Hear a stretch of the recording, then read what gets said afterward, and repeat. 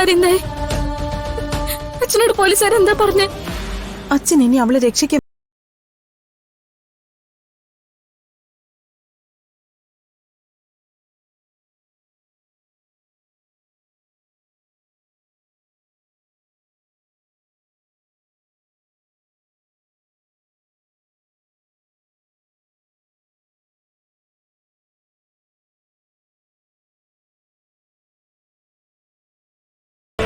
അച്ഛനോട് ഞാൻ സംസാരിച്ചോളാം.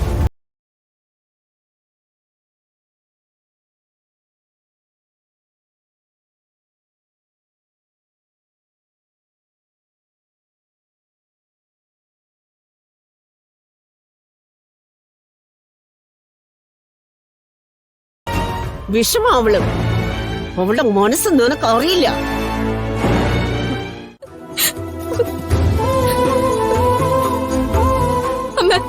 കണ്ടോ അച്ഛൻ എന്തിനെങ്ങനെ സ്വയം ശിക്ഷിക്കുന്നെ?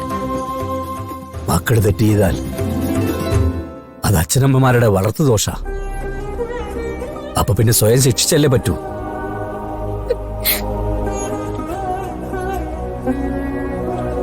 നിന്നെ കൊല്ലാൻ അവള് ശ്രമിക്കുക, അതിന് പണം കൊടുക്കുക. ഇതിൽ കൂടുതൽ എന്താ അച്ഛനമ്മമാർക്ക് അവള് നേടിത്തരാനുള്ളത്?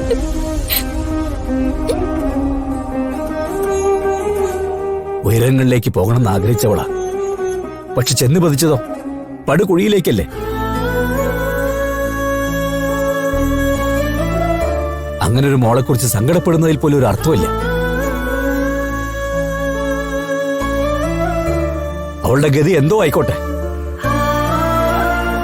നിയമത്തിന് തോന്നുന്ന ശിക്ഷ എന്താന്ന് വെച്ചാൽ നൽകട്ടെ.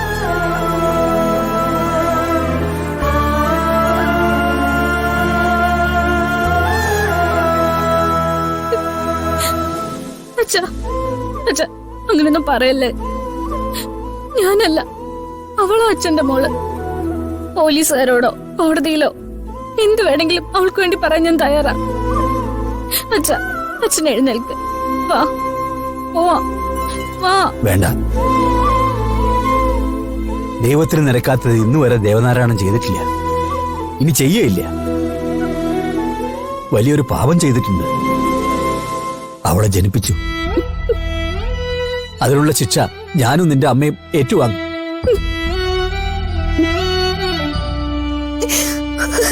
അറിയില്ല എത്ര നാള് ഞാനിങ്ങനെ ഉണ്ടാവുന്നു. ചങ്ക് കലങ്ങി ചത്തുപോകത്തേ ഉള്ളൂ. അച്ഛനൊന്നും മിണ്ടാതിരിക്കുന്നുണ്ടോ? ഇനിയിപ്പോ അഥവാ അവളൊരു കുഞ്ഞു തെറ്റ് ചെയ്താലും അത് പറഞ്ഞു തിരുത്തേണ്ടവരല്ലേ നമ്മളല്ലേ അത് പൊറുക്കേണ്ടത്. അച്ഛവാ ദേവേട്ട, മോള് പറയുന്നത് കേട്ടോ?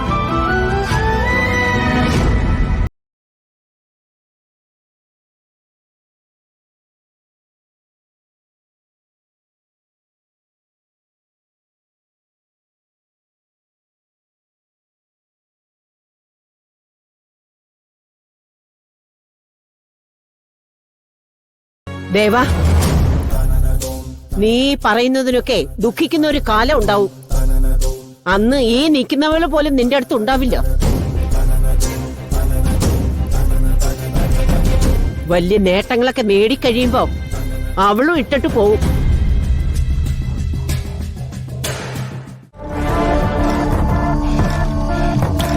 നാളെ രാവിലെ പ്രിയങ്കയെ കോടതിയിൽ ഹാജരാക്കുന്നത്.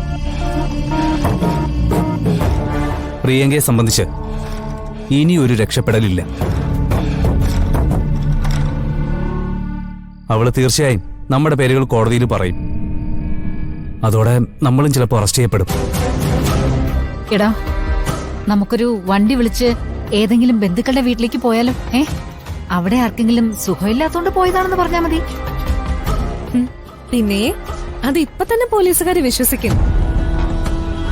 അല്ലെങ്കിൽ ചെറിയൊരു കാര്യം ചെയ്യും, പോലീസ് സ്റ്റേഷനിലേക്ക് ഫോൺ വിളിച്ചിട്ട് ഞാൻ കണിമംഗലത്തെ ഉർവശിയാണ്, എനിക്ക് ഈ കാര്യത്തിൽ ഒരു പങ്കുമില്ലെന്നങ്ങ് പറഞ്ഞേക്ക്. പിന്നെ അവരാണെങ്കില്ല.